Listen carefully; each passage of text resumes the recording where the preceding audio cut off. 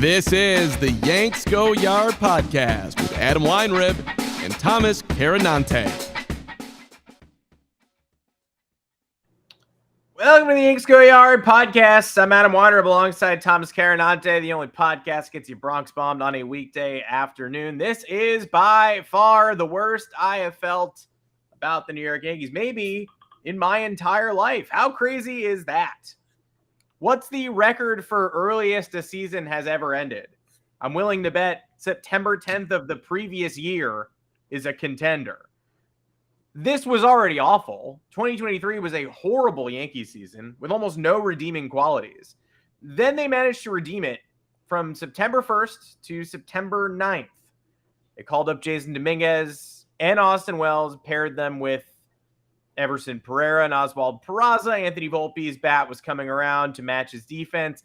They reeled off a series sweep in Houston, and it was ridiculous to talk about the potential of the 2023 Yankees going from like 12 or 13 games out of the wild card to making the playoffs, but it wasn't that ridiculous to talk about the 2024 Yankees getting a fresh start and, as many people on Twitter called it, pulling off the instant rebuild again. Kind of felt like whatever happens for the rest of the season, they're going to have a chance in every game, despite having about 1/5 of a rotation and despite having no bench. They would have the kids. Well, with no inciting incident at all, Jasson Dominguez was scratched from Sunday's lineup with elbow inflammation. Every normal person probably thought that he was fine. The initial diagnosis was day-to-day, and the team was being cautious.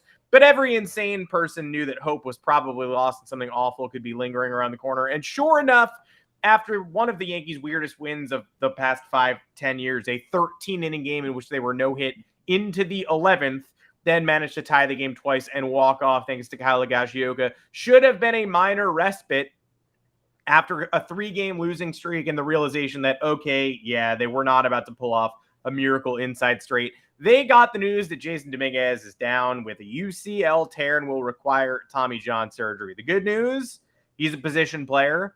They typically recover from these much, much quicker than pitchers. Pitchers, it used to be 18 months, then it became 12 to 16. Position player, the average is around 9 or 10 months, but a bunch of super freaks have made it back quicker in recent years. Bryce Harper being the ultimate exception, 5 months.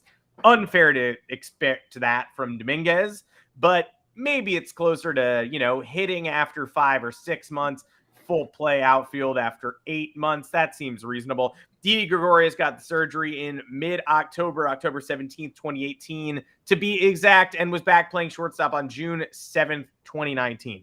So it's not a permanent blow to Dominguez's career. He will be 21 next season. Odds are extremely high. He will be fine. But if you were believing in the Yankees' chances for next year, because if they had nothing else, at least they'd have Dominguez on opening day. Well, in the best case scenario, he's going to miss about a month of the regular season. In the normal case scenario, it'll be between 2 and 3 months. And even if that's relatively fine in the long term, it sounds like a death sentence for next year. And again, it is September 11th, 2023. And next year already feels like kind of a lost cause.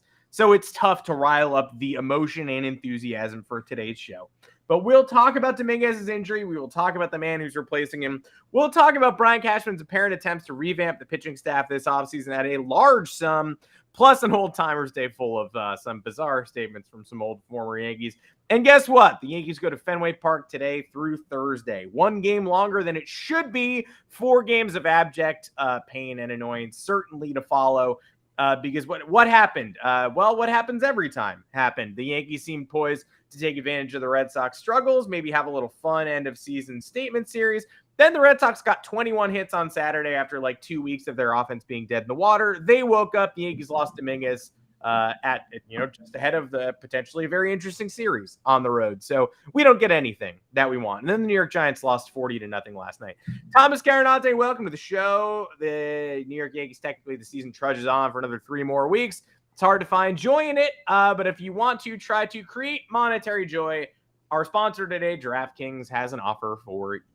Oh, yeah. DraftKings was my best friend yesterday. Got to ignore the Yankees and just watch them on the Score app or the ESPN app, and then enjoy all my week 1 bets. It was a good time. So if you haven't signed up for DraftKings yet, great platform. you got to head over there. If you're a new user, you can receive $150 in bonus bets instantly after just following 3 simple steps. Create an account, deposit some cash, and then wager $5 or more on any sport. Whether your first wager wins or loses, you will receive those $150 in bonus bets. And all you have to do is use the code yanksgoyard when you sign up. Yanksgoyard, the name of the website. It's us. You're supporting the podcast. Come on down. The offer is available for new customers who are 21 and older and physically present in legal gambling states. Please remember to always gamble responsibly. Check the episode descriptions for full terms of the offer. Yeah, fucking Giants too. They were the final team in my parlay to win like $450, and I had to hedge with the Cowboys. It didn't make me feel good. But the second they blocked that field goal, I thank God that I did it because I walked away with some cash.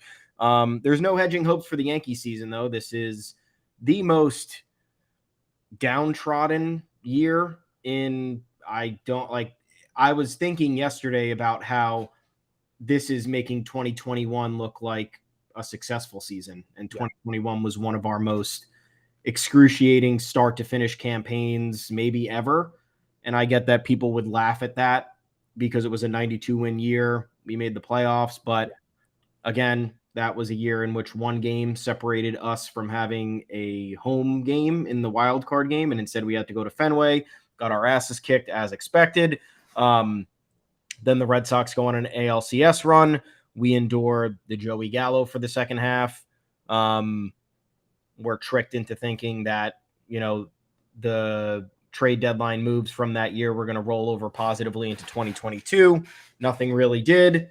Then we're back at square one, it seems, at the beginning of this year.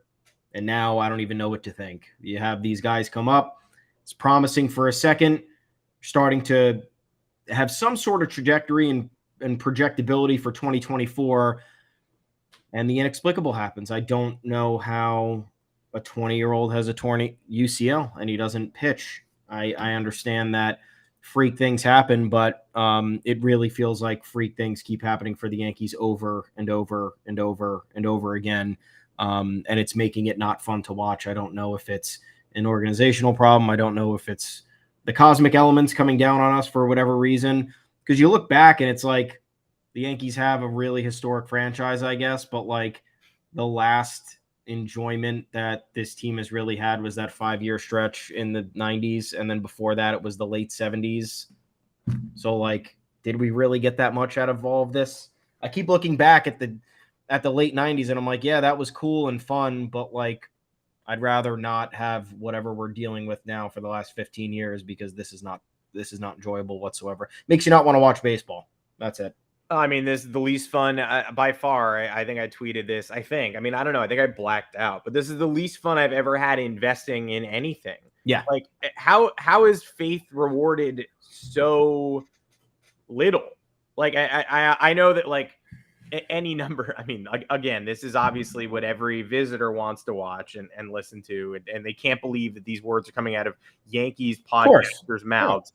But I think there's a difference between Red Sox fans, in the cursed years, like making ALCS runs, making World Series runs, being disappointed at the horn. But yeah, I mean, I'm never going to say like this is worse than that, but this is equivalent to that. Sure. And that was supposed to be the worst thing that any fan base could experience, constantly being let down at the end of a miracle run and watching careers stall out and looking certain success in the face and wondering how could this possibly unravel, and then just finding out how it unravels and it's a way that you never could have foreseen and that you feel like is unique to you and can never happen to any other fan base.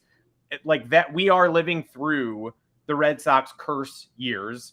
And it's been, since 2009, they've seen that they've been in a World Series, that they've won a World Series. Obviously, that's not long in the grand scheme of things, but at the same time, it's my entire adult life. So it's pretty unpleasant. You're getting older every year. So I'm not saying I demand a Yankees World Series. I must break this, but the constant inflation and deflation is really difficult to deal with. And the Dominguez torn UCL is the latest absolutely absurd example of this. They're a major injury for your most important player, right? How does that typically look? Well, usually there's an inciting incident. A guy runs into wall. Aaron Judge slams toe in defense. Pitcher leaves mound shaking elbow and gets removed early, and you get scared, and you have the days, sending for an MRI. You can't feel good about it. You get the MRI back 2 days later. It shows exactly what you think, but you've already prepared for several days. There's no inciting incident here. Dominguez apparently complained of elbow pain on Sunday Night Baseball, played through it. Got worse as the week progressed, got scratched on this Sunday, a week between complaining and officially getting scratched, and then comes back after the game, and there's just a torn UCL in there. Didn't do anything to it. We didn't see anything. Brian Hoke was kind enough to point out a throw that looked a little funky in one of the Yankees-Tigers games midweek. Sure, but we definitely didn't, there was no moment when it was like, oh boy, something's wrong. Oh, wait, we were right. Like, a complete blindside, and the capper on a year, on an era of just unfulfilled expectations. There's almost no way to get to the present from 2017 without a Yankees World Series appearance, win. I mean, one of the two, whatever. Like the start of the Aaron Judge era to now, and it took freak injury to Judge in shoulder injury from the home run derby that slowed him down in the second half of 2017, freak wrist injury, all those 2019 bumps and bruises, stand in the ALCS that year, a cheating scandal, a pandemic, like all of these absurd wild cards that have affected the Yankees window beyond anything that, like, yes, there are self-inflicted wounds. There's the free agency periods where they didn't spend as much as they should. There are players who've regressed as soon as they've signed on the dotted line, all that more typical stuff. But then it does feel like the universe is conspiring against you. You sign Garrett Cole. This season doesn't even exist. You play 100 games. Of course, the Yankees season wasn't the number one victim of the pandemic. But it does just make you think, oh my, like, come on, that is unprecedented. And Jasson Dominguez having Tommy John is now the fourth regular key crucial Yankees position player to have Tommy John surgery since 2017. Gleyber Torres in 17, Didi in 18, Aaron Hicks at the end of 19, and Dominguez now. That's not the fourth crucial Yankee to have Tommy John surgery. Yankees position player. And this doesn't really happen to position players.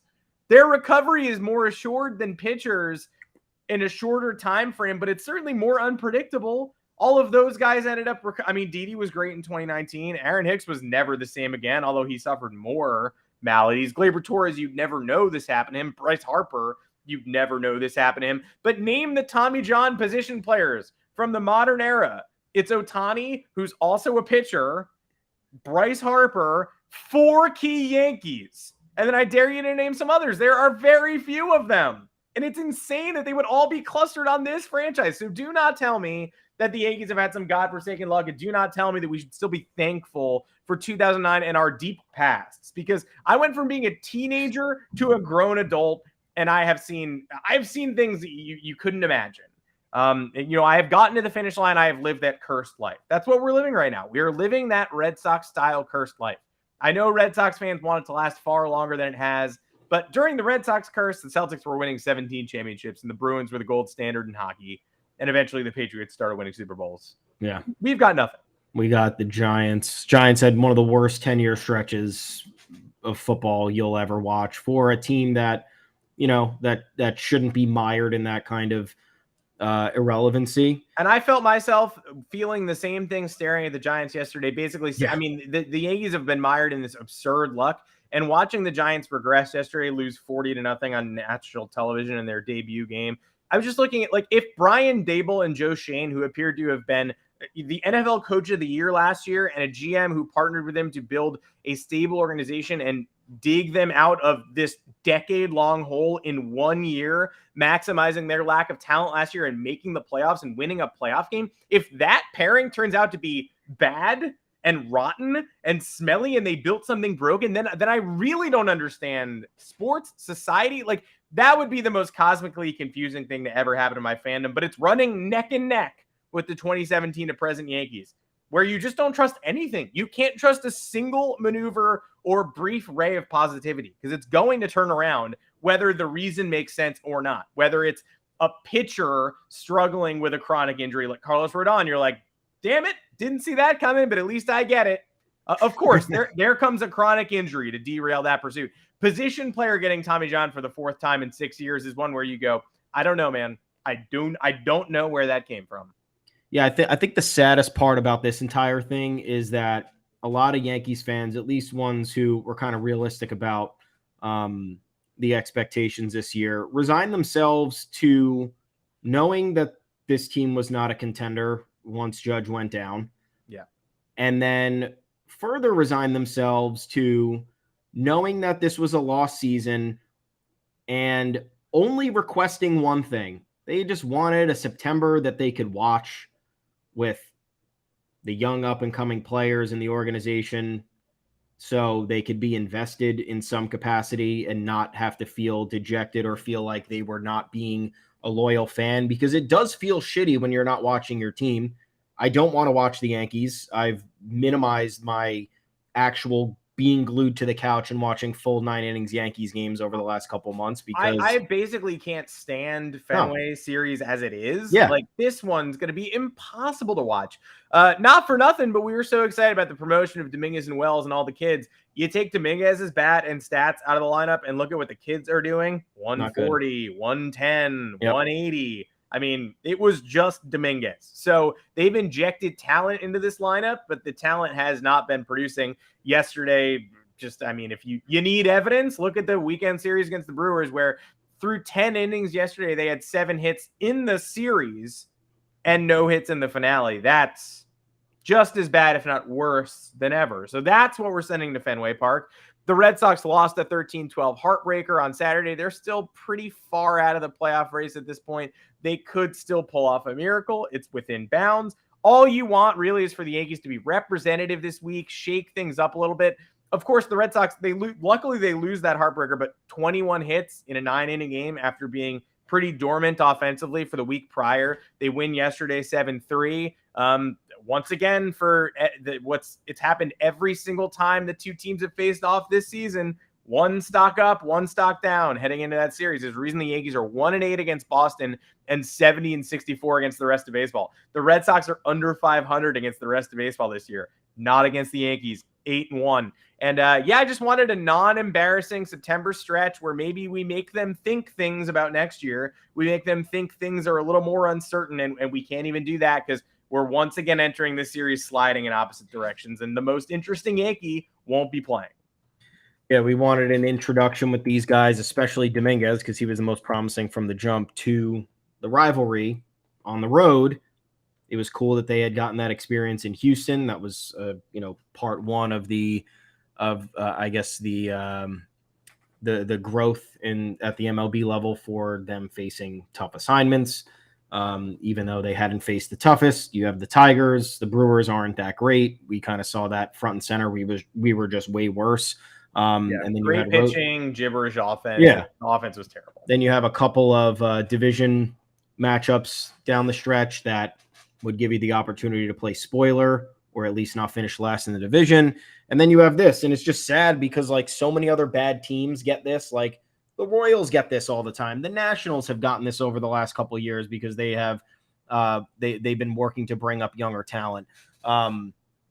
Even when your baseball season is fully lost, or from opening day that your team is not going to be a contender, that later in the season you can at least look forward to the products in the farm system that you're hoping will be the future of the organization. And now we can't even get that with the lone bright spot of this group of players that the Yankees decided to elevate. And in the corresponding move after Dominguez hit the IL today, the Yankees called up Estevan Florial. I don't know. I'm glad that he'll at least get one more shot, but they have time and time again not expressed confidence in this guy. He's been buried at AAA all year. He was released at some point. Somehow nobody claimed him. He came back to the organization.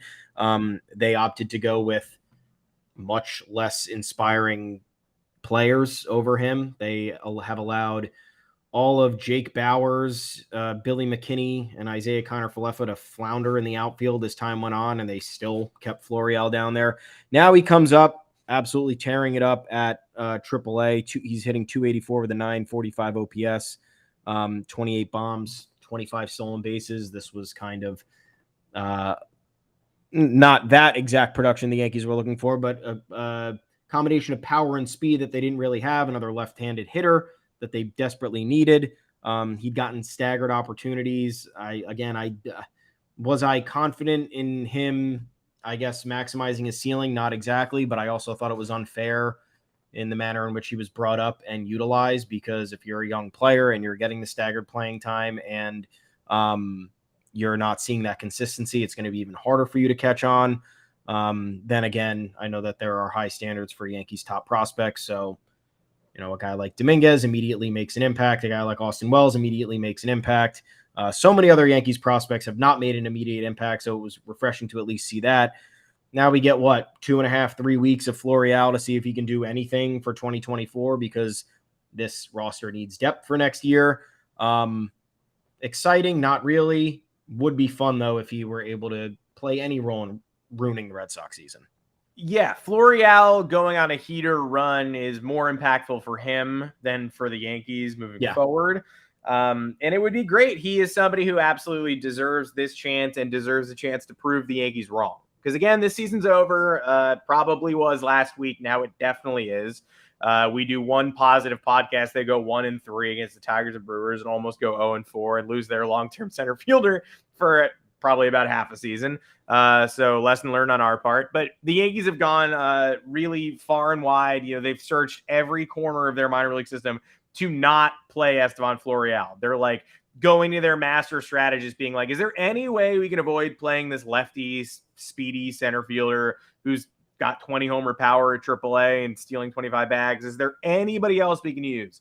Billy McKinney, great. Isaiah Connor-Falefa, fantastic. Let's just turn over every leaf and never use this potential workable solution in the outfield. And they're going to have a vacancy in center field to start next season. Mm-hmm. They're not going to want to fill it with Florial. They made that obvious because they had a vacancy for most of the year in the outfield and never went to this well. That said, higher upside option than Franchy Cordero for sure, who they easily could have gone to this week. They've done it so many times in the past when we've said, all right, surely now this must be Florial's chance. And they would go to McKinney and they would go to Bowers, and then they would run out of options at AAA, and then they would go to Franchy Cordero and rehash that. We've already seen him at Fenway as a member of the Red Sox. He can't handle it defensively, can't hack it offensively. No interest in seeing that again.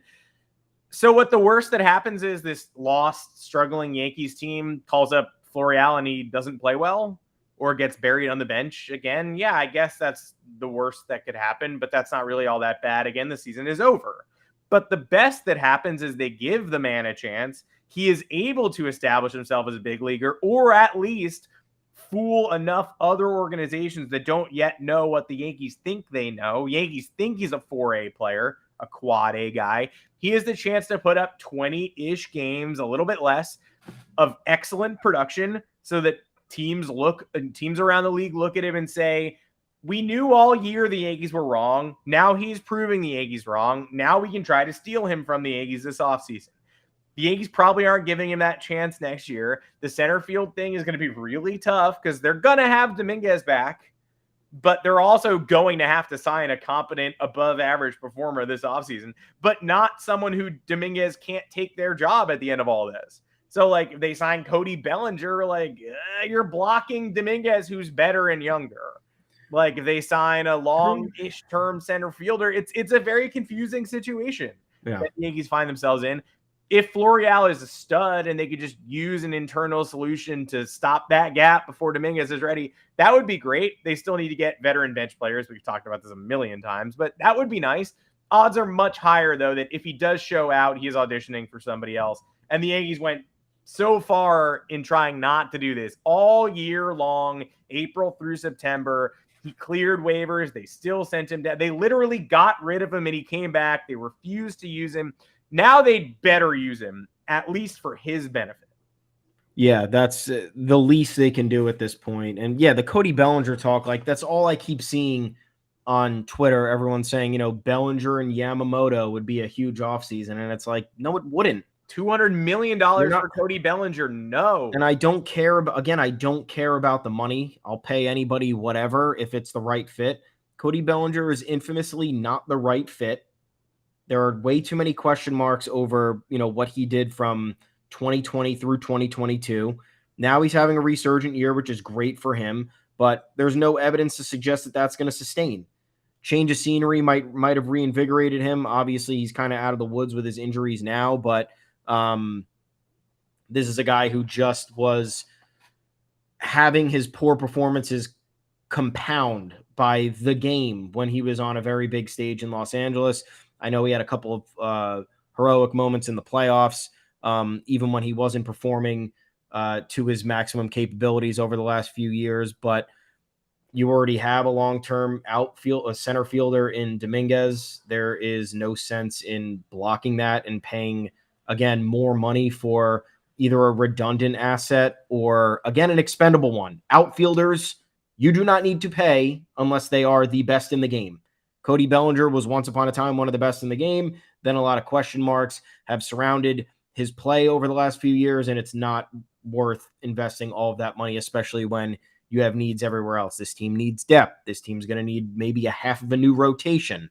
Bullpen's going to lose a bunch of people, and we saw how shaky it's been this year with the back end not really being fully defined. So Yamamoto, sure, like that's a really good pitcher from overseas, and there's supposedly a lot of demand for him. Did he just throw a perfect game or a no-hitter? What was it? No-hitter and in front of Brian Cashman. Yeah. So I guess we'll get into that. Might as well. Cool. I mean, what a crazy little jump scare here to reveal a no-hitter celebration in Japan on Old Timers Day, or the weekend of Old Timers Day, and Brian Cashman's just there sitting behind home plate. Why is he there? Well, apparently they've been ratcheting up their pursuit of Yamamoto for weeks. Yoshinobu Yamamoto, a right-hander, the jewel of this offseason's Japanese posting free agent class. They sent the head of pro scouting, Matt Daly, and his associates were there weeks ago.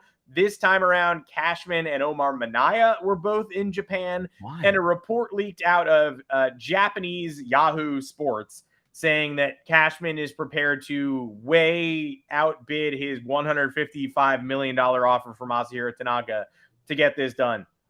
Now, we'll ignore all the stuff about I'm sure he'll fail because he's a pitcher the Yankees are targeting. And are we sure that's the right use of money? We'll have plenty of time to get to that if they ever do sign him. But way too many people are making way too much of this. The Yankees are very interested. Fact, we haven't seen anybody else's GM fly to Japan and sit behind home plate in box seats in the Lorne Michaels, Jimmy Fallon seats at Yankee Stadium. Fact. Those are two facts. But plan to massively outbid the Tanaka offer from 2014. That doesn't tell you anything. Of course they're going to have to do that. That was the top of market offer in 2014. So yeah, they're going to have to go higher than what it cost to sign somebody else 10 years ago. And I'm sure somebody else who wants Yamamoto will be willing to do that too. The Dodgers, the Mets are reportedly interested. The Red Sox are reportedly interested. It's going to take over the Tanaka sum no matter what, and then Yamamoto still has to pick his team. So just because the Yankees are going to bid a large amount, that shows they're serious about the process. It does not mean he is a Yankee. Then there were all sorts of other mistranslated things saying Cashman was going to go all out this offseason and wouldn't be denied or whatever. The denial's not on his shoulders. Yamamoto makes the denial. So he can say, I'm paying you this ungodly sum, and don't you want to be Yankee? Yamamoto can say no. You remember the Yankees were denied of the best Japanese player? Famously. Remember when the Yankees would not be denied on Ohtani, and then Ohtani said, you are, in fact, the first team eliminated, the team I want to go to the least? I remember that. So, we'll talk about eventually if the Yankees make this pursuit a reality, and we have to talk about why we're worried about Yamamoto and what he brings to the team, we will. But for now, too many people connecting him to the Yankees just because Brian Cashman was so interested that he went in person. It means he's interested. It does not mean anything more than that. Well, my whole thing with this is, again, just the terrible timing. Why is Brian Cashman in Japan during Old Timers Day weekend in the Bronx in its return for the first time since 2019? There are plenty of times to go to Japan to see this man pitch. I don't know how influential having the GM there is, especially if no other GMs have gone to see him yet. You wonder, though, if it's a thing even where they have, and people are just still focusing on Cashman because, Yankees for clicks. Here's Brian Cashman. Meanwhile, like AJ Preller is 3 rows deeper and no one knows what he looks like. Yeah. Well, I mean, you just look at, again, the timing of it, the fact that there are, and I'm not discounting what Yamamoto's doing, but there are just plenty of like other soon to be free agent starters we could also be scouting here. Blake Snell is one. Aaron Nola is another. There's at least 3 or 4 more that are like, 1A options. We haven't heard a single thing about them.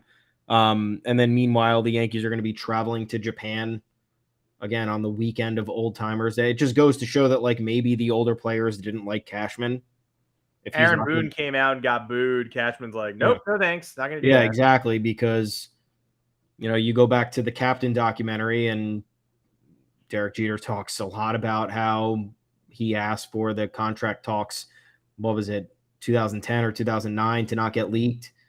They got leaked. It was Cashman clearly trying to get the upper hand, whatever was happening.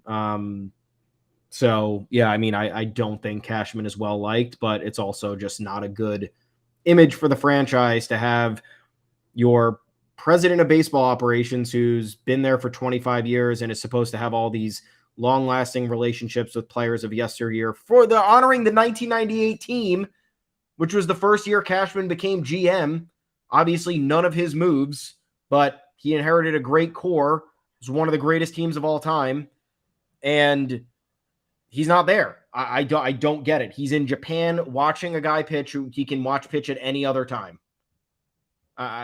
Very confusing stuff to me. It's the Yankees, once again, priorities out of whack. This is by no means the urgency to get in front of Yamamoto did not just happen overnight. And they're like, oh, weekend of Old Timer, we got to send somebody. We got to send Cashman, who's not a scout. Brian Cashman's not a scout. And if he were a scout, I'd be very worried based on all of the personnel decisions he's made over the last 6 years or so. So I don't know. This is like cool, I guess, that we're involved in one of the more highly anticipated international free agents, because the Yankees have famously whiffed in that market for so long, outside of Tanaka and Dominguez. And now Dominguez is undergoing elbow surgery, and Tanaka, the second he fucking arrived, he needed elbow surgery. So maybe he should have had it. Both of them tear UCLs in year 1. That's cool. It's cool. I hope we're involved again. Like the chatter on Twitter, it just needs to stop. Like the coping where you think that, oh, Yankee season's lost, but they're scouting good players, so that means we should etch this in stone right now. Or, oh, Cashman's going after it as hard as he could. Maybe not. Also, again, it's up to the player. Cashman's not convincing anybody. And remember, the Yankees are going to have to pay a posting fee here. It's going to be $20 to $30 million. That's on top of the fucking deal. So if you think they're going to keep going up in the bidding when they know they're going to have to spend, that means they're going to have to spend probably at least $200 million on this guy. The bright side is that he is heading into his age 25 season, much like Tanaka was when he came over. But I don't know. It's a lot of money for. It's cool if this is a complimentary move. I'd rather somebody we know who has, absolute performance and results against major league talent, playoff resume. Not saying Yamamoto is not of that ilk, but like I think there's a little bit more urgency to fill this current roster with current MLB players who have been through the gauntlet, because so many Yankees players on this roster either have, they either haven't, or they're clearly just not built for the moment. So I hope that they're making the right investment moves, but I just don't understand the urgency to do this on September 9th. You can also just never have enough pitching. I hope they get Yamamoto. I hope he's great. The Mets seem to want him and pair him with Kodai Senga. The Red Sox seem to want him as one of their rotation fronters with so much uncertainty there. It'd be great if the Yankees got him, and Blake Snell, and a veteran innings eater, because right now there is almost nobody in the 2024 rotation. Garrett Cole and pitchers are notoriously like, you got to worry about every single pitcher. So you can pencil Garrett Cole in now, but you can't pencil Nestor Cortez in at all. Can't pencil Carlos Rodon in at all. I've enjoyed the kids. I like Randy Vasquez. I like Johnny Brito, but I'm not giving either one of them a rotation spot out of spring training. Same with Michael Luis King. Gil. Michael King thinks he's a starter now, and he's been pretty great for 5 innings. I worry about him every time he takes the mound. Clark Schmidt's been very good. But again, the most successful teams in recent years, and even the ones where it hasn't worked out, have gone nuts acquiring pitchers. They never stop. The Padres, who have Blake Snell, got Musgrove in trade, got Yu Darvish, got Seth Lugo this offseason, got Michael Wacha this offseason, just traded for Rich Hill at the deadline. These teams don't stop acquiring pitchers just because they think they have a 5-man rotation. The Dodgers thought they had like an 8-man rotation this year, and they're down to the Double-A Tulsa rotation. They're calling up Emmett Sheehan and Ryan Pepio and trading for Lance Lynn. They thought they had Dustin May, Clayton Kershaw, Julio Urias, Walker Buehler coming back around now. They don't have any of those people. Baseball's really hard. The best teams in baseball, every time there's an opportunity to acquire a pitcher, acquire 2 pitchers. Nobody ever rests on their laurels. Meanwhile, the Yankees are just penciling people into the rotation. Oh, Frankie Montas will be our 5 starter next year. No, he won't be. So if you want Yamamoto, that's great. Get me 2 more additional pitchers and then be prepared to pivot at the trade deadline and get another one if you have to. The comment section is kind of lighting up about our pitching prospects. It is the one thing that the Yankees do well. Yeah. Build pitching prospects, but not build major league pitchers. They built a whole fleet. They built Ken Waldichuk and Luis Medina and Hayden Wesneski and JP Sears, and all of them are struggling in Chicago and Oakland. They replaced them with Chase Hampton, Drew Thorpe, who looks pretty ready to go in the big leagues, but will take a little while longer. Hampton's going to need time at AA and AAA. Will Warren's been good at AAA.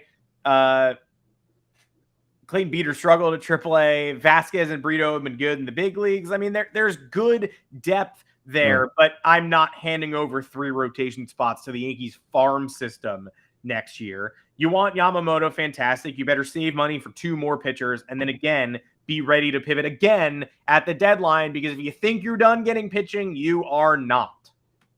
Yeah, it is. This list is interesting. You have Michael Lorenzen, who's kind of fallen off since his perfect game, but could be a good low-cost signing for somebody who could patch up the back end of the rotation. The Yankees will not be signing James Paxton, Jordan Montgomery, or Sonny Gray. Those are supposed to be 3 other top guys on the market. Blake Snell, they should be looking at. I think Aaron Nola, even in a down year, they should be looking at. Lucas Giolito's interesting solely because you might be able to get him for cheap, hoping, in hopes that for his sake, he's able to rebound, test free agency again, and then be able to get the contract that he wants, because I don't think he's going to be able to get the contract that he wants after this season that he's had. Depends what Eduardo Rodriguez does, but he's famously a Yankee agitator. I don't see him here. Clayton Kershaw's not coming here. Charlie Morton's not coming here. Julio Urias will be in jail, maybe. Kyle Hendricks, I don't think the Cubs are releasing that team option. It's always good when you have to think about, like, will this free agent pitching option be in jail? I just want to check. Before, when I try to balance the budget, is this potential signee going to be in federal prison? Like, that's always a good, Federal fucking prison. Yeah, that's awesome. So I certainly support a chase for Yamamoto. I don't know if that is the move to put the Yankees over the top. I also, again, don't know why it's a priority in the second week of September. But anyway, Old Timers Day, great time, right? Shitty weather, shitty everything, shitty loss. And then you have David Wells, who I like, but then makes it difficult for me to like because he is complaining about wokeness and is putting tape over the Nike sign. I don't know why is this what we're doing? Nonetheless, outside of that behavior, which sure, free speech, but just not appropriate for the circumstances. I think he had a lot of good points about players being coddled.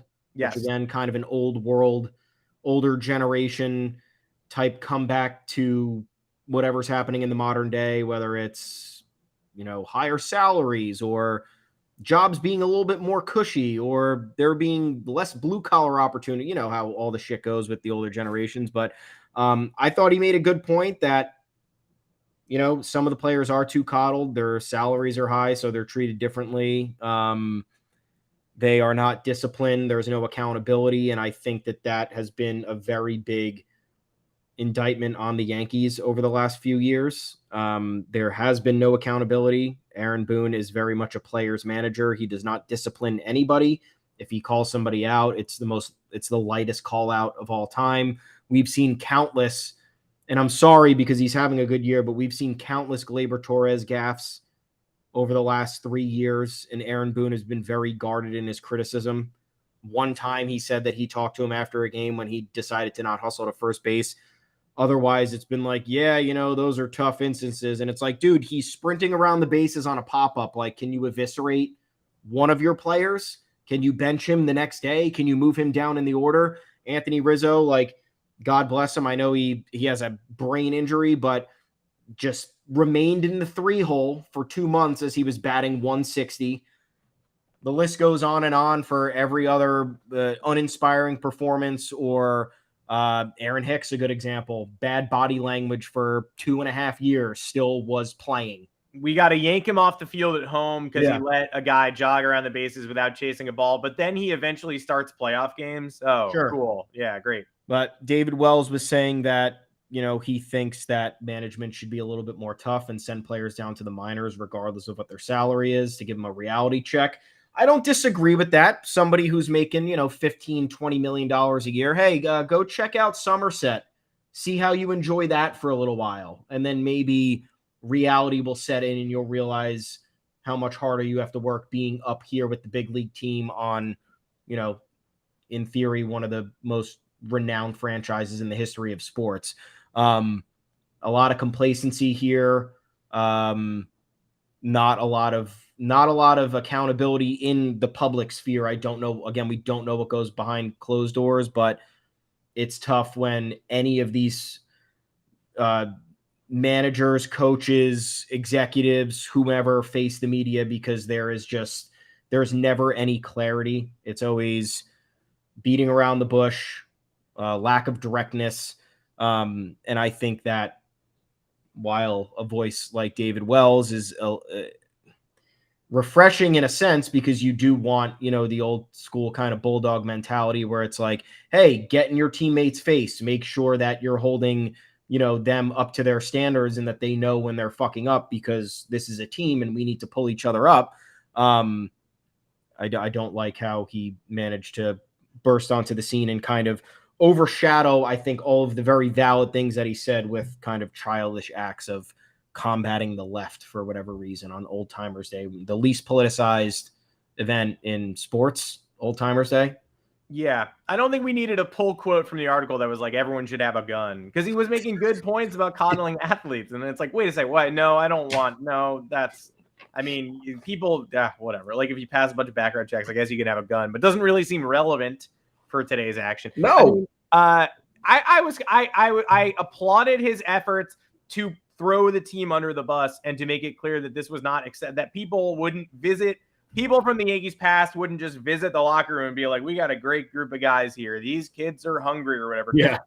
Pretty obvious all year they're not hungry, or there's something rotten in the locker room. So I did like that David Wells came out and was like, hey, something's wrong here. That said, he did say it's not on Cashman and it's not on Boone. It's on the players. It's definitely on the players, but I think it's on all of them. I'm surprised that he would, he was invited by Cashman and the Yankees front office to come to this event. So I get that, but I am surprised that he wouldn't put a little bit of blame on him, considering who assembled this broken collection of players that isn't working and that isn't fitting and it isn't a proper puzzle. Like, the person responsible for bringing them together and the person responsible for motivating them are also somewhat to blame. And I also appreciate the sentiment of these guys shouldn't feel quite so secure, but I don't know if it's realistic to be able to send somebody to the minor leagues in the middle of a season.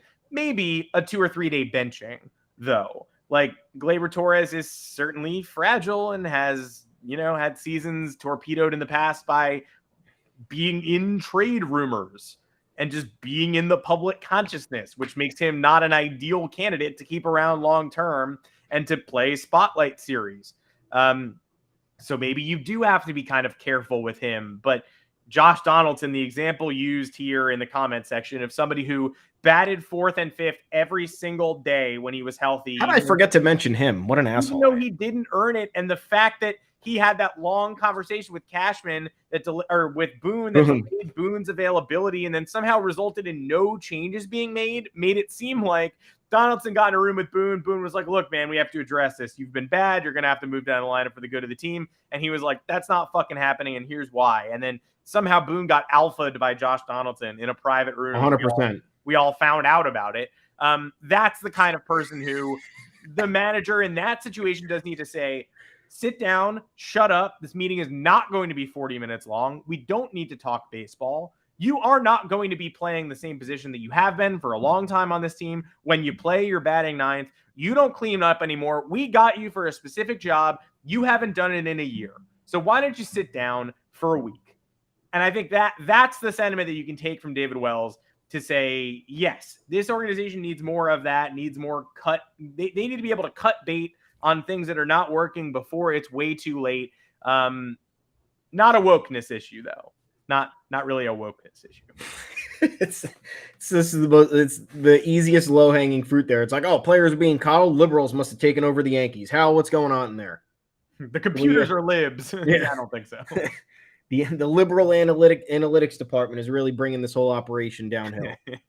But yeah, I mean, there's validity to that. It is funny how he was like, yeah, I talked to Cash and, it's on the players. And it's like, how many players are not getting the job done? And if it's a numbers game where most of the players are not getting the job done, then it's the roster construction that's the problem.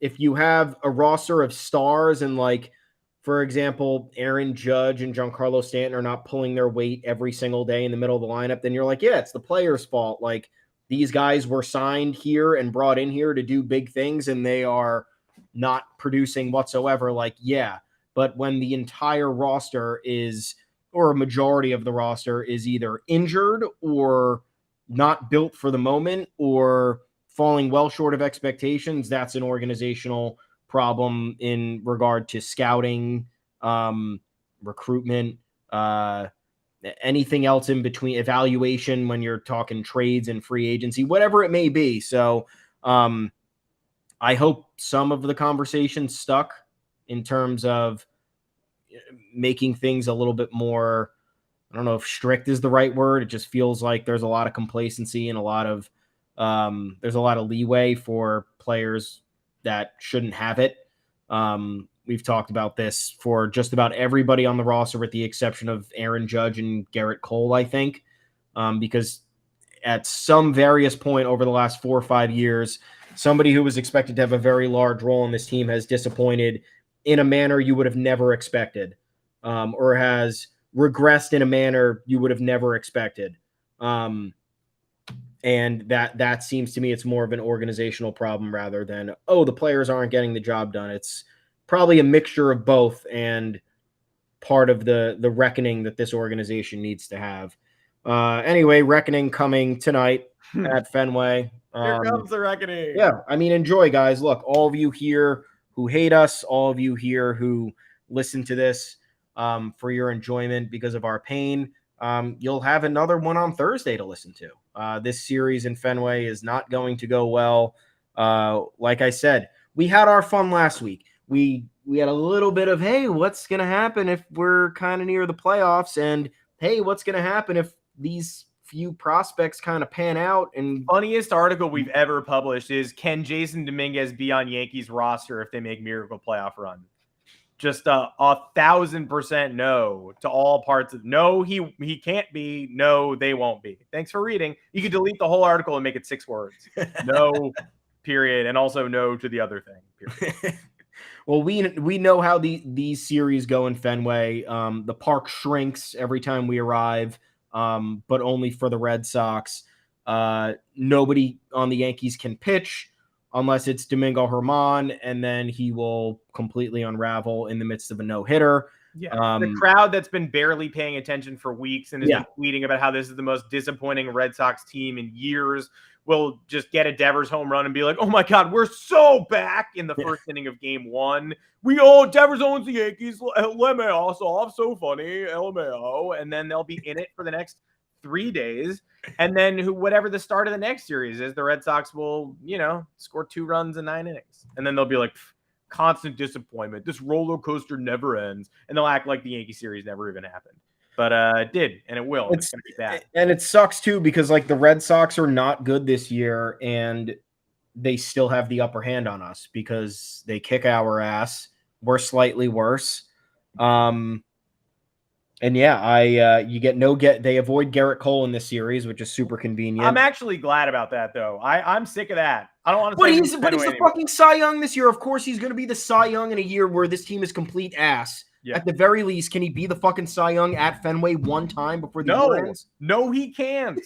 Because the last time we needed him to avoid a sweep of the Red Sox, he got bashed. Yeah. It was his worst start of the season. His velocity was down. It was like he walked in. It was like a clone walked in and pitched that game. It was unbelievable. Not only Devers, who hit homers off him? Connor Wong and Pablo Reyes, who's now injured. They were just tattooing him. And they do it again. They get to break out the Kermits. Break out the Kermits. Unbelievable. Freaking, the pitching matchups are fine. Clark Schmidt, Cutter Crawford. Cutter Crawford's running out of gas. His velocity's been way down lately. Rodon goes in the second game. Cool. But Severino doesn't go in the third. So that's a bonus, ostensibly. And then why doesn't Luis Severino pitch in the third game of the series? Oh, yeah, he got shot on the mound. I forgot. The high-grade oblique strain that felt like a bullet leaking out of his gut that has probably ended his Yankees career. And so much happened that we forgot to even talk about that in this episode. Yeah, sorry. I did not even thinking. No, not relevant to the bigger picture. This is going to be his last year anyway, and it ends 3 weeks early. And when he signs somewhere else, we'll do a Remembering Luis Severino's Finer Moments, article. But no. So that'll be Brito and Vasquez, I guess, one of the two in that game. And then in the final game of the series, it's the Red Sox have a TBD. We don't face Brian Bayo, and we pitch Michael King. So, you could win any of those games. No, the two of these are nationally televised, so they're not. No, they're not going to win any of those games. They could split and just, luckily the Red Sox entered the weekend 5 games out of a playoff spot and ended the weekend 6 games out of a playoff spot. So that's good. They're 6 back of Seattle. They're 6 back of Texas, who's not even in the playoffs. They're 7 back of Toronto. All that's ostensibly good, but what it really did was just create a buffer zone for this series because they're going to sweep the Yankees. So, a Fox Thursday night game? When the fuck? I've been watching baseball all year. When was there a Fox Thursday night game? I don't think there's been one, but everybody wants to see. Of course there hasn't fucking been one. No.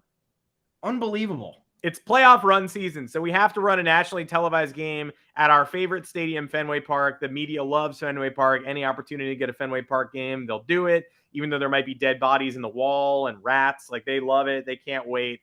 So let's put the 4th and 5th place teams in the AL East together on national television on Thursday night. Is that fun for anybody? No.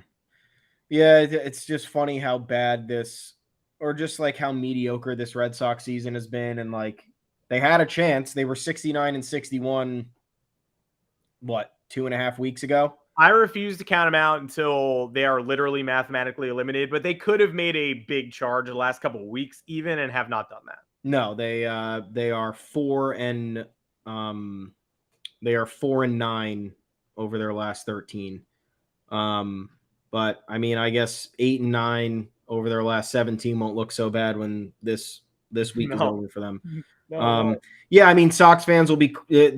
How many funny clippings have we seen about Sox fans talking about how Alex Cora is not, or he doesn't know what he's doing? 2 years after he's genius, guy waves a magic wand. He's a friggin' wizard. But he is though. That's what's so unbelievable to me. The clips that are Red Sox fans being like, Cora is a clueless bullpen manager, where you could just take his name out and put Aaron Boone in it. It would sound like what we're saying. Yeah. Do you not remember? Do you not remember what 2018 was like? What 2021 was like? This is supposed to be a way under 500 team, and they're over and in the wild card race. So like, that's They're not supposed to be enough for you? us right now. That's not enough for you from Alex Cora? Like, you're focusing on these minute, but he used Joe Jakes instead of Brennan Berardino. Look at the roster, man. What are you talking about? Cora should have known better. He should have used Berardino as a fireman with the bases loaded. Who are these people? Oh yeah, well, I guess enough of that. I don't care about the. I'm definitely gonna watch. I'm definitely gonna watch Wednesday and Thursday. I'll watch tonight. I don't know if I could stomach watching Rodon get shelled there. No. And I despise Nick Pivetta, so I might just take Tuesday off, guys. It would be fantastic to win tonight, and then largely the pressure's off for the rest of the series because it doesn't matter. You just don't want to get swept. 12-1 Red Sox over the Yankees this year would be pretty embarrassing. All I ask for is can you minimize the embarrassment for the rest of the year? Maybe Austin Wells has a nice series. Hopefully Florial starts 3 of these 4 games because I would rather see him out there than IKF in center field at Fenway in the Triangle.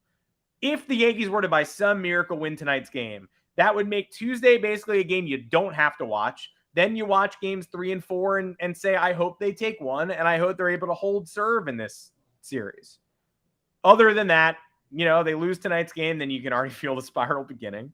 And the Rodon game suddenly becomes important. You don't want the Rodon game to become important. That's not what you want. No. And just like I said, last time the Red Sox were playing awful baseball before playing the Yankees against the Royals, Tigers, and Nationals.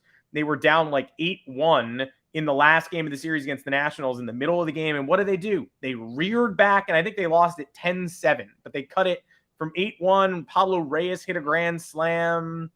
Whatever, all of a sudden it was like a 1-run game. And you were like, okay, great. Well, then I know they're going to be alive for the Yankee series. And they were. Couldn't get Justin Turner out. Kind of the same vibes this time. They lose 11-2 to the Orioles on Friday. They're down 12-6 to the Orioles on Saturday and come back to 13-12 with a tying run on third and 2 outs in the ninth. And they lose, and that's very funny. But in the ninth inning of that game, if you're like me, you're definitely sitting there going, well, they're going to come to play this week against the Yankees like they always do. And I think you can expect a hard-fought Red Sox offense being at, A+ locked in this week. And the Yankees are going to have one good offensive showing to take one of these and try to set a tone. Nothing matters, but this just matters for personal pride. Yeah, this is the last thing they can salvage. Unfortunately, they won't. Yeah, but they won't. Yeah, I guess we do. I guess we do a little official goodbye to Luis Severino because this is it.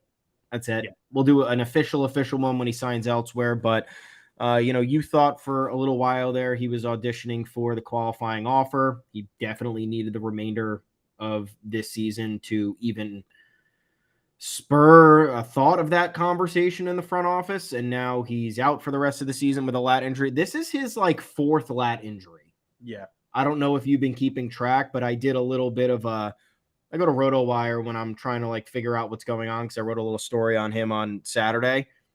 And it was 2018 was shoulder, 2019 was lat. Last year was a lat interruption. The beginning of this year was another lat, and now the end of this year is a lat. So what the fuck? Just absolutely insane. But now there is no chance he is re-signed or brought back. Doesn't matter how team-friendly the deal is. I think for as incompetent as the Yankees have been, they have to know at this point that even Luis Severino on a cheap deal is going to figure out a way to derail their plan somehow because he has pitched in 45 games since the start of 2019. He has averaged 4.5 games a year over that span since he's been injured at the tail end of or the second half of the 2018 season. So they would absolutely be insane to bring him back. I don't think it's happening. So farewell to Luis Severino. Hope he finds his footing elsewhere. I thank him for 2017 and 2018, but I thought that this relationship should have ended at least a full year ago, and the Yankees stuck with it, and it backfired in their face. So I don't know. Yeah, I thank him for 2017. He was legitimately electric. First half of 2018, same. Second half of 2018, I thought something was wrong. I was right. He never recovered. Nope. He's shown flashes. He was helpful for the tail end of 2019. had a good playoff battle in Minnesota, but not a good start. Looked great last year. I was happy for him. This year, different story. Was just sort of starting to find himself again, too. And then the lat gave out. And it gave out to the point where I don't know how you look at that. Severe grade. I don't know how you look at that and think he'll be ready for next year. Like, luckily, it won't be our problem. And every time this year I've tweeted after a particularly horrible start, like, Luis Severino, thanks for everything. Best of luck in your new endeavors. Good luck in your next line of work. Like, sarcastic and sardonic and probably a bit too, pointed for someone who maybe deserves a little better and a little bit of sympathy. But at the same time, I only have so much sympathy for someone trying again and again and again to find something that's not coming and to continually take that money and just it's not coming. It's not getting any better. So if he finds it in another city, that's fantastic. He did just find it for a couple of weeks here. So it could happen. But I have no interest in chancing anything. Not a 1-year contract. Nope. Not a qualifying offer, but not a 1-year, $8 million deal. Not anything. We're all good. Best of luck wherever the future is. Best of luck. Thoughts and prayers to all of us. At least give us a victory on 9/11, Yankees. That would be cool. We remember everybody who was lost, all the families that were affected by the terrible tragedy. What was it, 22 years ago? Jesus Christ. Yeah. And yeah, I mean, it would be nice to see a couple of New York teams just get the job done. You got the Jets on Monday Night Football tonight. You got the Yankees against the Red Sox. Again, at Fenway. How are they getting these 9/11? How are they doing this? Have Yankees Red Sox at Yankee Stadium for 9/11, or have Yankees Mets for 9/11, or have they had NFL the perfect opportunity to get Giants Jets 9/11 MetLife Stadium, do half the fucking ticket sales to the Jets fans, half the fucking ticket sales to the Giants fans, have a great time. Instead, they do Giants Cowboys on Sunday Night Football for the 75th time that no national audience likes watching. By the way, Giants fans don't enjoy it. National audience definitely doesn't enjoy it. Now we get Jets Bills, which I guess is fine because the Bills are technically a New York team, but they might as well be Canada with how close they are to Montreal than they are New York City. Figure out this scheduling. It's not that you need to capitalize on the marketing, but it's just good for societal morale to see your favorite teams play and like to have the city come together in some capacity. Like, it's a sports game at the end of the day. It doesn't matter. It's just nice to see. It's just nice to see competition and everybody rallying around a similar cause. And the MLB and NFL have botched it eternally, and it's really annoying. So that's all I got to say about that. But I'd rather go off on a better note, remembering the lost ones and all the families that were affected, and just hoping for a Yankees win. It would really set the tone nicely for the week and have us end this hellscape of the season. At least we could put a bookmark here and just say we won on 9/11 against the Red Sox, and that was nice. You're going to get some Red Sox fan holding a sign tonight that tries to take credit for it. Like, we stood by New York 22 years ago. We will never forget. It's like, okay, yeah, but it happened in New York. And now you're trying to beat us and ruin my day. So I guess thank you. You want me to thank you? Yeah, I look out my window. I see where the Twin Towers were. I see it every day. Yeah. I will see the blue streaks through the air tonight. I will be thinking of the families who lost so much more than a life that day. There is the physical and then there is the emotional toll. Both are never ending. 22 years feels like yesterday. Yep. And every single year I'm going to feel the same thing. And every single year, I bet most of you will as well. I didn't even lose somebody close to me, and I will still never forget this. I can't imagine how some of you who lost somebody close to you must feel. And we are here with you, and hopefully the New York Yankees are here with you tonight, and the New York Jets are here with you tonight to give you at least a semblance of solace. Again, 22 years, the wound never closes, never gets any easier, especially when you've got the daily reminder. Turn on the TV today. It's on all the New York channels. You see them reading the names of the dead, and it will go for hours and hours. It would be nice to feel good tonight. It really would. And we thank you for joining us in the comment section. As always, lively. Not a lot of laughs to be had today, unfortunately. We see you. We see the comments. Keep trying on Thursday. We'll maybe have a better day, but probably will not.